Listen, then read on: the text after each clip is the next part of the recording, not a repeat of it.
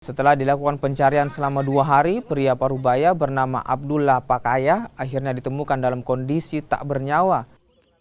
Warga desa Upomela, Kecamatan Bongomeme, Kabupaten Gorontalo itu sebelumnya dinyatakan hilang saat pergi memberi makan ternak di seberang sungai.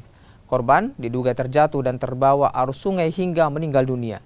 Jenazah korban pun kemudian dibawa ke rumah duka untuk dimakamkan. Pencarian dengan pembagian 2 serus, yang satunya rencananya pakai rubber boat, begitu juga dengan penyelaman di titik duga atau titik curiga, begitu juga penyisiran di bantaran sungai, itu yang suruh 2. Dan alhasil tadi pagi kurang lebih jam 09.00 mendapat informasi dari lokasi bahwa korban sudah ketemu dengan kondisi meninggal dunia.